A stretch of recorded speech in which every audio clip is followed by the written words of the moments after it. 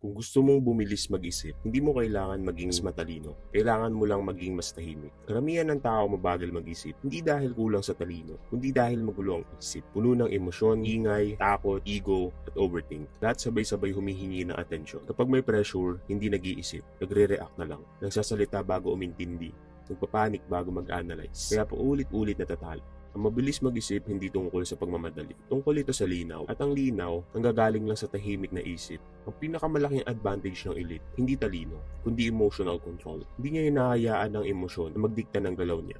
Napapansin niya ito, pero hindi niya pinapairal. Hindi siya dinadala ng galit. Hindi siya minamadali ng takot. Hindi pinapalabo ng stress ang desisyon niya. Kaya habang ang iba ay overwhelmed, siya nakakakita ng opsyon. Habang ang iba natutulala, siya kumikilos ng kalmado. Ang tahimik na isip, nagbibigay ng space. At ang space na iyon, bumibilis ang pag-iisip. Karamihan ng tao, emosyon ang pinapairal para gumaan ang pakiramdam. Gusto nilang ipagtanggol ang sarili. Gusto nilang magpaliwanag. Gusto nilang may patunayan.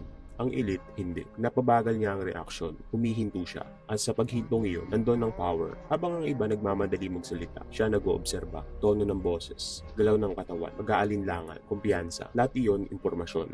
Madalas nandun ang sagot. Pero hindi nakikita ng iba. Kahit masyado silang maingay, ang katahimikan ang nagbibigay ng linaw. Ang bilis ng isip, nangangailangan ng tamang pananaw, hindi sa bilis. Ang normal na tao, nagtatanong, anong nararamdaman ko? Ang elite nagtatanong, anong pinakamagandang resulta? Tinatanggal niya ang ego. Hindi siya concerned kung magugustuhan siya. Hindi niya iniisip kung impressive siya. Ang mahalaga, efficiency. Pinapakomplika ng emosyon ang desisyon. Pinapasimple ito ng logic. Kapag tumigil ka sa emotional reaction, nagiging obvious ang tamang galaw. Ang dahilan kung bakit mabagal mag-isip ang karamihan, puno ang isip ng walang silbi, regret, fantasy, takot, validation, paulit-ulit na alaala, opsyon ng iba. Walang ambag sa plano. Samantalang elite, pinapapasok lang ang may silbi. Kung walang purpose, ang thought, ignore. Malinis na isip, mas mabilis mag-process. Ang bilis galing sa simplicity. Habang ang iba ay nasa kasalukuyan pa lang, siya iniisip na ang susunod. Kapag ginawa ko ito, ano ang mangyayari? Kung pumalya, ano ang backup? Kung tumaas ang pressure, paano gagalaw ang iba? Hindi siya naghihintay ma-surprise. Napagdaanan niya na sa isip niya. Kaya siya kalmado, handa na siya. Sa pressure, karamihan nawawala ang kontrol sa paghinga.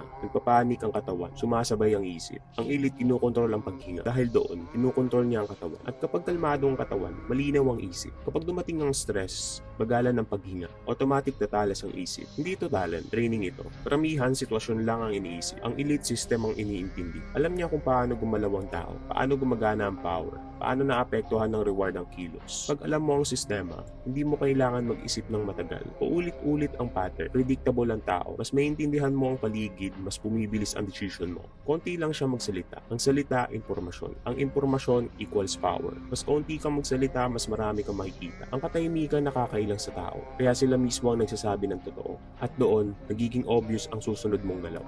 Ang mabilis mag-isip, hindi maingay, pero precise. Ang bilis mag-isip, hindi regalo. Skills ito, na binubuo araw-araw. I-review mo ang mga usapan. Pag-aralan mo ang kilos ng tao. Umupo ka sa katahimikan, walang distractions. Mag-isip ka ng malinaw, hindi mabilis. Karamihan, puro consume lang ang ingay, kaya nananatiling average. Hindi siya nagmamadaling manalo sa bawat laban. May pasensya siya. Alam niyang mas mahalaga ang long-term control kaysa short-term win. Ang desperasyon nagpapabagal ng isip. Ang patient nagpapatalas nito. Kapag hindi ka naghahabol ng instant results, nagiging relax ang isip mo. At ang relax na isip, laging mas mabilis. Ang mabilis mag-isip ay hindi pagiging matalino. Ito ay pagiging kalmado, detached, observant, strategic. Hindi nire-reward ng mundo ang emosyonal. Nire-reward nito ang malinaw kumilos, tahimik, kontrolado, panganib. Ang dahilan kung bakit mabagal ang karamihan, attachment. Attachment sa resulta, sa opsyon ng iba, sa comfort. Kapag masyado kang may pakialam, sumisikip ang isip mo, nag-hesitate ka, bumibilis ang doubt. Ang elite ay detached. Involved siya pero hindi emotionally attached. Kaya malinaw siya nakakakita habang ang iba nalulunod sa pressure. Karamihan takot sa uncertainty. Kailangan nila ng kasiguraduhan bago kumilos. Kailangan nila ng reassurance. Ang elite kumikilos kahit walang certainty. Alam niya na walang perfect information. Imbis na magantay, kinakalkula niya ang chance. Pinipili ang may advantage, tinatanggap ang risk. Mabilis mag-isip, hindi naghihintay ng confidence. Ginagawa nila ito sa action. Isa pang dahilan kung bakit siya mabilis. Hindi siya sabay-sabay nag-iisip ng emosyon. Ang normal na tao, paano kung pumalya? Ano sasabihin nila? Paano kung mapahiya ako? Wasak ang focus. Ang elite isang bagay lang, buong atensyon. Isang malinaw na thought, mas malakas kaysa sa libong sabog na idea.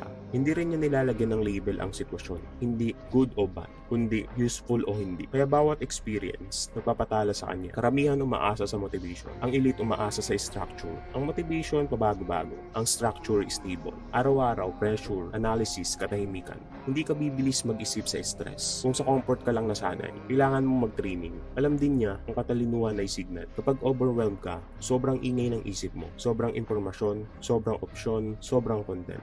Kaya binabawasan niya ang input. Mas konti, mas malinaw. Mas tahimik, mas matalas. Hindi siya nagpapaliwanag ng hindi kailangan. Ang sobrang explain, defensive. Pag defensive ka, reactive ka. Mabagal yun. Nahayaan niya magsalita ang resulta. Habang ang iba, busy sa pag-justify, siya nag-oobserba at nag-a-adjust. Maraming tao ubos ang energy sa image. Kung paano sila tignan, kung paano sila husgahan. Ang elite, hindi nagpe-perform. Umiiral lang. At doon pa lang marami na natitipid na mental energy. Kapag tumigil ka sa pag-arte, natural na bibilis ang isip mo. Pinaghihiwalay niya ang pag-iisip at ang action. Karamihan sa may ginagawa, parehong pumapalya.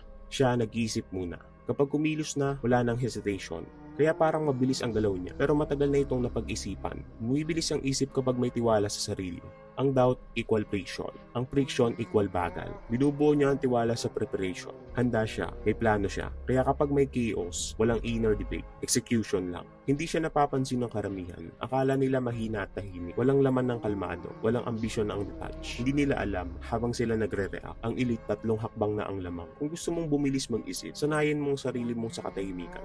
Walang music, walang scroll, walang distraction. Doon mahahasa ang totoong pag-iisip. Sa una, hindi komportable. Pero kalaunan, kapangyarihan na. Tanggapin mo rin ang mabilis mag-isip, madalas hindi maintindihan. Patawagin kang malamig, mayabang, malayo. Hayaan mo sila.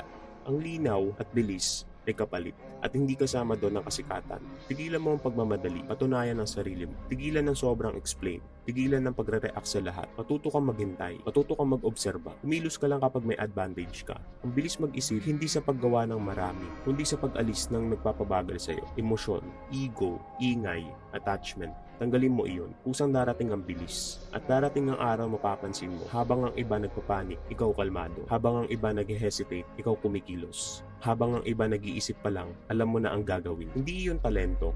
Disiplina yun. At iyon ang tunay na paraan para bumilis ang pag-iisip mo.